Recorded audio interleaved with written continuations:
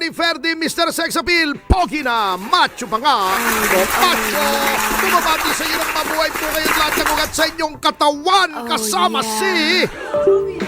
Yan, mukhang buhay na buhay yung ugat sa yung mga katawan ngayon na manang jubes Speaking of hindi makokontento, alam mo may mga grupo-grupo kami na yun na pag-uusapan lang naman. Opo. Na yung sa United Nations, kasi natutuwa ako doon sa sabi ng iba eto talaga, ewan ko, mapapailing ka na lang na hindi sana nakulong daw o inaresto si Pangulong Duterte kung naging mabait lamang siya kay BBM. Teka muna, kailan ba naging... Salbahe. Hindi, Ano? hindi. Kailan ba naging depende sa pagiging mabait mo sa presidente yung pagpapatupad ng batas? Ayun. Hindi ba ang batas ay batas? Opo. Di parang inamin na rin nung nagsabi noon na kaya pinakulong siya kasi Hindi siya kakampi. galit siya o hindi siya kakampi o di kinonfirm niya na di bengansa lang yun. Ayun. Di ba? Yun ang mga tirada minsan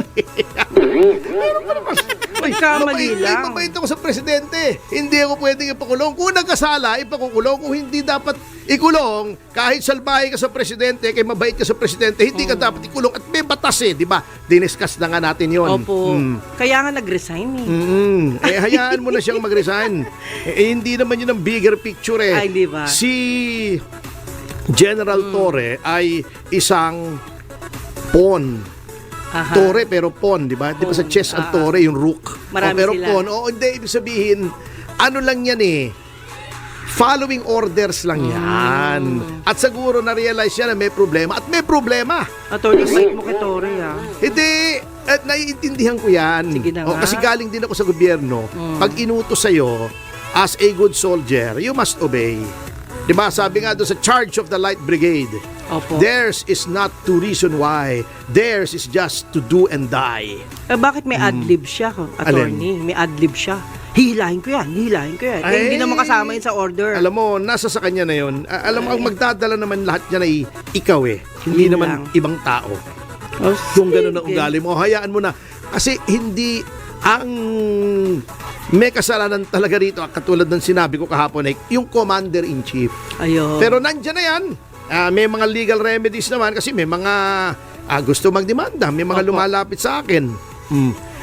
Eto, yun nga, napag-uusapan lang namin, sinusuri namin ano ba yung mga sinasabing crimes against humanity. Kasi alam mo, sira talaga ang ulo nitong mga sinasabi natin, yung mga leftist. Na sovereignty, tayo ay dapat may kasarinlan, hindi tayo sumusunod sa mga banyaga, no to US imperialism, di ba? O pagkatapos Ginawa. nung himasok yung taga-ibang bansa rito, tuwan-tuwa sila. Di mga sirang ulo. Nakalimutan nila, attorney. Wala yung mga yan. Kasi alam mo, yung mga yan, hindi naman totoong, yung sina Teddy Casino, yan para sa mga masa. O bakit? Elitista yan Sa Lasal nag-aaral yung mga anak niyan pa-English yung mga anak niyan. May mga cookies pa, may mga camping pa. Pinaglulukot tayo niyan. Sino yun? Yung cute na... Ano yun? Yung cute Cute na... talaga. Hindi, cute siya Nakalimutan ko yung pangalan Yung cute na, yung kanyang pwesto ngayon ay na kay Raul Manuel. Na si Raul Manuel Kabataan. cute din Di ba kabataan? cute din si Raul Manuel. Yun, yung dating sa kabataan. Sino yun? Hanapin mo nga. Matanda na ako yung cute, yung babae. Ay. Si Raul Manuel cute din naman. Nakakata-cute. Na-distract si Wenner. Walang sound effects Lagot. Walang sound effects yung punchline ko Anyway, wala yan mga ipokrito yan. Yung mga yan, namamatay yung mga estudyante, nagre-recruit sila ng mga estudyante para makipagpatay sa mga sundalo. Sila, pabaka-bakasyon sa Europa, yung kapatid nila nag-aaral sa Europa. Yun ano ba yun? Yung may bigote, anong pangalan nun? Yung mukhang kontrabida sa pelikula. Sino yun? Sarate. Sa abroad nag-aaral ang anak nun. Galing. Pagkatapos, makamasa, pinagluluko tayo ng mga yan Anyway, eto pa, pinagluluko tayo. Yung sinasabi nilang crimes against humanity, may problema dyan. Dyan yung nakikita kung dapat talaga na tayo ay nag-withdraw sa Rome Statute kasi talagang ang daming criticism dyan sa ICC. Ito ay ginagagamit kasi sa politika. At ang dami na nagsasabing nawe-weaponize yung ICC laban sa mga tao na pinupolitika. Okay, ito mo to ha. Kung babasahin nyo yung Rome Statute, ha? Ito ang sinasabing crimes against humanity. Ha? Okay. At para maintindihan ng mga tao ng bayan, ay ating isasalin sa wikang Pilipino. Kasi hindi naman lahat abogado. Take it away. Oo, kami lang namang nagmasasabarang abogado at si honorary from Google University, si Dan Fernandez. Yan, Magpasalamat ka sa akin, Dan. Nangungulelat ka na sa survey. Binabanggit ko pangalan mo, sumisikat ka. At least naaalala ka ng mga tao. But for the wrong reason. So, eto. Ang requirements. Article 7 Paragraph 1 ng Rome Statute. Ito yung charter ng ICC. Opo. A widespread or systematic attack against a civilian population. Malawakan at sistematikong pag-atake sa isang populasyon, sa buong populasyon. Hindi lamang sa pinili Sa ng mga isang tao. tao lang. Okay. A state or organizational policy directing the attack. Merong polisiya, opisyal na policy ang Estado na isang partikular na segment ng population o isang buong populasyon. Halimbawa, mga isang religious group o tribo. Opo. O acts such as murder, extermination, or torture. Pagpatay, pagpuksa, yung pagpapahirap, torture. Ito yung mga example, yung sa Darfur, yung Rwandan genocide. Sa Rwanda, yung gobyerno pinagpapapatay yung miyembro ng isang tribo dahil lamang sila ay miyembro ng tribong yon. Alam natin yan, di ba? Grabe Yung tribo pala na yon, whether ikaw ay may kasalanan o wala, basta ikaw ay miyembro ng tribo na yon, Yari ka. papatayin ka. Ang pinakamagandang example na makaka-relate ng lahat doon ng panahon ng Germany. Opo. Di ba? Basta ikaw ay Hudyo. Okay. Kaya may kasalanan ka o wala, ikaw ay pinapadala sa mga kulungan at doon ka namamatay ng gutom sa pagpapahirap, forced labor, etc. Dahil ikaw lamang ay Hudyo o miyembro ng tribo. O sa Malaysia, natatandaan nyo, nagkaroon ng parang hate crimes sa mga Chinese. Mga Chinese ka. Basta Chinese ka. Binubugbog ka, pinapatay ka. Pero wala namang state policy na nakita. In fact, pinigil ng state. Yan. Ganun po yan. Dahil ikaw ay miyembro lamang ng isang relihiyon o isang ethnic group. Yun po ang crimes against humanity. Ito, ano bang tinarget ni Pangulong Duterte? Siya ba ay nag-target sa'yo? Dahil ikaw ay Muslim? Hindi po. Hindi. Dahil ikaw ay Katoliko? Hindi rin. Dahil ikaw ay kaanib sa Iglesia ni Cristo? Hindi rin. Dahil ikaw ay Jehovah's Witness? Hindi rin. Ang kanyang ginawang policy is laban sa droga. Ayan. Which is a legitimate state policy sapagkat krimen po ang droga. Meron tayong mga batas na nagbabawal sa droga. Hindi lamang sa possession, yung pagkakaroon mo, hawak mo ang droga. Hindi lamang sa paggamit ng ipinagbabawal na droga. Lalong-lalo na sa pagbebenta, trafficking ng droga. Opo. Tinarget niya yung mga individual, yung mga crime lords, yung mga pusher. Yun ang tinarget. O yung Tama. tukhang. Hindi naman pagpatay yung tukhang eh. Pagkatok lang yun. Pagkatok lang yun eh. Yes. Kumusta kayo dyan? Baka naman wag ka, Opo. di ba? O paalala lang yun. Yung mga namatay na A sinasabi nila, di ba sinabi nanlaban? Aha. Di ba sinabi nanlaban? Totoo po yun. Nanlaban talaga. Na sinasabi nila, gawa-gawa lang. Patunayan nyo na gawa-gawa lang in a court of law. Katulad ng nangyari kay Kian, napatunayan na hindi pala talagang drug pusher. Nakulong yung mga pulis. Pulis. Ngayon, hindi natin siyempre may iwasan paminsan-minsan may nag-aabusong mga pulis. May casualty. Pero yung ganong abuso, isolated incidents of abuse, Yes. yan po ay hindi state policy. Humanap kayo ng state policy. Yung nakuha nila sa Quadcom na isang testigo, hindi sufficiente yun. Oh. Because these are crimes. This must be proven beyond reasonable doubt. O, katulad yan ha, sa Mexico.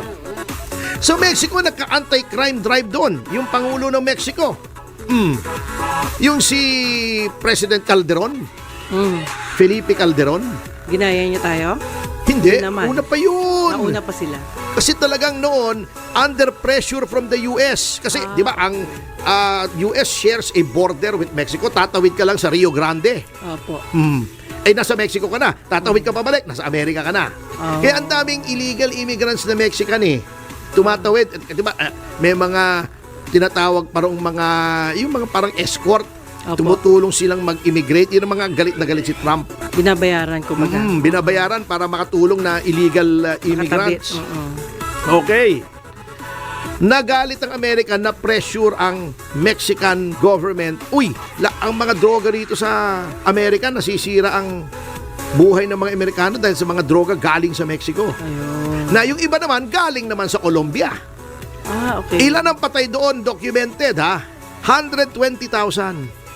Dahil nag-crackdown talaga ang gobyerno sa mga drug lords. It's true. Bakit hindi dinidemanda si Felipe Calderon? Ba't hindi dinidemanda sa ICC? Dahil lehitimo pong adhikain ng isang estado na puksain ang droga sapagkat ang droga ay masama.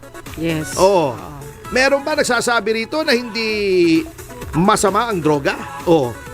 Yan, si Thaksin Shinawatra sa Thailand, nagsagawa din dyan ng malakihang anti-drug campaign. Opo. 10,000 at ang namatay or more. Bakit hindi ididemanda sa ICC? Iyan ang mga sinasabi natin kasi lahat ng estado ay may legitimate na power na puksain ang kriminalidad. Kung may namamatay, ganun po talaga. Sindikato yan May casualty talaga. anak ng pating naman kasi itong mga bleeding hearts liberals. Sino ba yung kalaban? Ang kalaban mo ba mga Jane Walker? O yung nagtitinda ng SIM card na illegal? Drugs. Bilyon-bilyon piso ang nakasalalay dito sa drugs. May mga kartel dito, may mga sindikato, armado. Pagkatapos, imposibleng walang mamatay kasi although tinatry naman na walang mamatay, imposibleng walang mamatay, naglalaban Pero attorney, paano yung mga pinatay ng mga drug addict? Yun nga ang sinasabi ni inosente. Cathy Binag.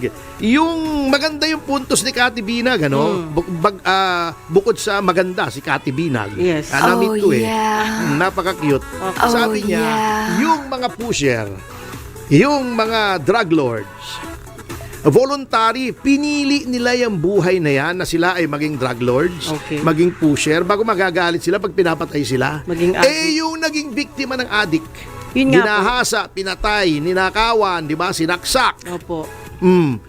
Hindi nila choice yun. Biktima sila, ayaw nila yun. Correct. To put it in another way, alam mo, nung 6 years ako nagtrabaho kay Mayor Lim, Opo. anti-drug din yan. Actually, yan ang orig na Dirty Harry. Sabi, hindi naman napatunayan, na yung mga napapatay daw ng mga drug pusher sa Maynila na sinasabit sa poste na may karatula, drug pusher ako, wag tularan. Si Mayor Lim daw may gawa nun. Pero hindi napapatunayan. Walang nakakakita. Pero pag siya ay tinutuligsa, violation ng human rights yan. Yung ginawa namin, yung pag may na-aresto na pusher, yung bahay nilalagyan namin ng spray paint. Warning, a drug pusher lives here. Kayo pala yun. Criminal case number. Oo, kami yun Dinimanda kami nitong mga bleeding hearts liberals, yung mga iniiyakan yung mga kriminal, hindi iniiyakan yung mga biktima. Ganyan yung mga kabataan, akbayan, lahat iniiyakan yan yung mga kriminal. Hate campaign. Yung mga biktima, hindi nila iniiyakan. Iniiyakan nila. Yung mga kriminal, yung mga sundalo na napapatay ng NPA, mga pulis na napapatay ng NPA, may mga pamilya, hindi nila iniiyakan yun. Wala silang pakialam doon. Kasi opo. Franz Castro, That's true. diba? Child abuse, yung mga minor, nire-recruit, Hindi nila iniiyakan yung mga pamilya noon. Iniiyakan nila yung mga pumapatay sa pulis. Yan ang style noon. Yan ang mga kakampi ng kasalukuyang gobyerno. O, dyan pa lang makikita mo na yung moral bankruptcy ng ating pamahalaan. Sabi ni Mayor Lim, human rights kayo ng human rights. Sabi niya ron sa mga nagdidibanda sa kanya. Paano yung human wrongs na nangyari, na ginawa doon sa mga biktima? Hindi nyo naisip yon? Correct. Balanse, hindi pwedeng puro human rights. In fact, yung brother ko po, napatay ng addict. Oh, My brother ito pa. itself. Ito pang isang kasiraan ng ulo na argumento. Yang si Linda Humilla Abalos. Sabi ba naman, iniisip nyo yung due process rights, constitutional rights ni Duterte. Paano yung constitutional rights yung napatay? Ganun ba?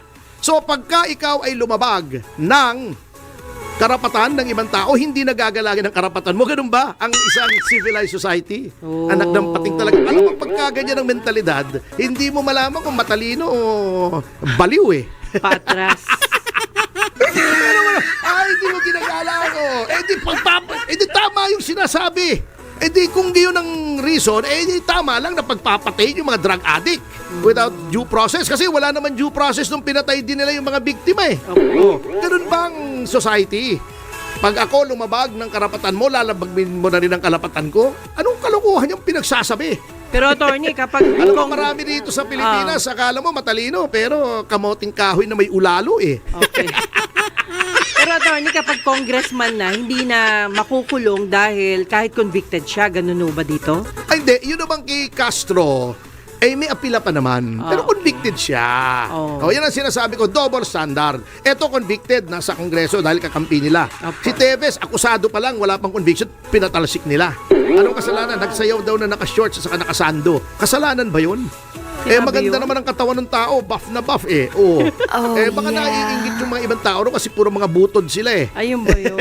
Ay, nako. Ang lalaki ng tiyan nila di ba?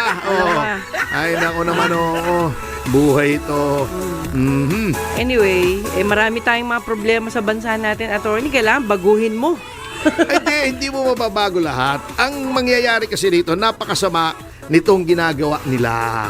Na anti-drug campaign, gagawin mong crimes against humanity. Alam mong psychological effect dito, baka hindi nila nalalaman. Ang psychological effect nito ay matatakot na yung mga law enforcement authorities na magpatupad ng mga batas laban sa droga, lalo na kung medyo may enkwentro at baka patay sila. Pababayaan na nila Bakit? Baka ma-crimes against humanity. Oh my God. Tayo. Okay. Eto sample Kaya sabi ko, wala namang problema sa atin. Pangalang Marcos naman ang nakataya rito. If he's going to become as notorious as Aquino, problema niya yan. Dala ng mga anak at apo niya yung Marcos na pangalan Uy, Kita mo ang nangyari sa Dingvaxia. Bakit ang daming ayaw magpabakuna ngayon? Dahil para sa dengue, dahil natakot sa Dingvaxia, ang daming namatay. Opo, the result is wrong. Yung mga akusado dyan, nandyan sa Kongreso. Di ba? Nandyan, namamayagpag. Ganon din po ang nangyari dito. Kasalanan ni Aquino kung bakit ayaw magpabakuna ang mga tao. Ngayon, kung ayaw nang magpatupad ng pulis ng mga anti-drug campaign, kasalanan ni Marcos Jr. kasi tinakot niya, baka ako ay maging maakusa ng crimes against humanity kung ako ay papatay ng drug pusher dahil manlaban. Sapagkat napakaingay ng mga tao, yung noisy minority na sinasabing, basta may napatay na drug pusher, hindi nanlaban yan, execution yan. Ayun, sige. Alam nyo, na ligtas na sana tayo sa pagiging narco state kung may continuity lamang si Pangulong Marcos. Pero ngunit, katulad ng sabi ko, bago tayo mag-break, yan ay siya ang magdadala. Dadalhin ang apo niya. Ayos na sana ang pangalang Marcos. Ngayon, isusumpa ang pangalang Marcos parang pangalang Aquino. For a long, long time. At sa notang yan mga kasama tayo ay magbabalik. Yes, yes, yo! Topacio! Si Mr. Yes, Yes, Yo, Attorney Ferdy Topacio. Yes, yes, yo! Topacio! Yeah, mga sama. Magandang umaga pong muli. Nagbabalik ang Yes Yes Yo Topacio sa oras na alas 11:35 ng umaga. Atty. Freddy Topacio. At Juvie de At Guzman. narito na po tayo sa ating paboritong bahagi na pinamaghato.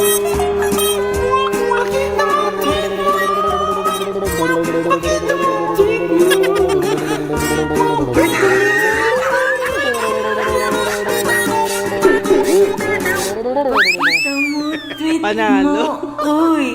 Okay. Ayan. Sabi ni Drew Cruda, mabuhay po kayo Sir Topacio watching from Bahrain. Kulasisi si General Malvira nagsabing hindi masama ang droga. Hindi naman sinabing direkta, medyo kengkoy lang ang pagkasabi na yan daw ay bahagi ng buhay kasi ginagamit daw sa paghahanap buhay. Mali naman yun. Mali naman talaga. Alam nyo, yan ang sinasabi ko, Manang Jubes. Pwede pala yun? May mga ganyang mensahe na subliminally parang nanonormalize ang droga. Droga. Unang-una, sinasabi ni Marbil, Hanap kasama buhay. yan ang buhay. Hindi lahat ng gumagamit ng droga ay kriminal. Diyos ko po, Aray alam ko. nyo, nasa batas po yan na pagka ikaw ay gumamit ng ganitong klaseng mga drugs at ikaw ay walang prescription, illegal possession of drugs yan. Tama. Oo. Paano? Shabu, gumamit ka na shabu, hindi ka kriminal. May nilalabag kang batas eh. Lahat ng lumalabag ng batas ay kriminal. Ano man ang mentalidad kasi talagang masisira uno mo rin sa gobyernong ito eh. Babago. Number 2, Oo, tama. yung si Mabilog, Oo binigyan ng pardon. Wow. Hmm. Patay. Anak ng teteng, bago yung mga kaso kay Garin, pinadismiss ng DOJ. Anong mensahe nito? Basta kakampi ka ng administrasyon. Kahit anong kasalanan mo, okay ka. Okay lang. Tama bang mensahe yan? Kahit droga ang kasalanan mo. Kapag ikaw ay kampi ng administrasyon, baliwala yan. Anong mensahe niyan sa mga pulis? Tingnan muna natin bago natin tablahin yan. Baka kakampi ng administrasyon yan, tayo pang mapahamak. O, di ba? Yan ang mensahe niyan. Subliminally, kung hindi man direkta, unti-unting pumapasok sa utak ng ating mga kababayan. Eto naman palang gobyernong ito ay hindi masyadong mahigpit sa droga. Magdroga na tayo. Mag-push na tayo.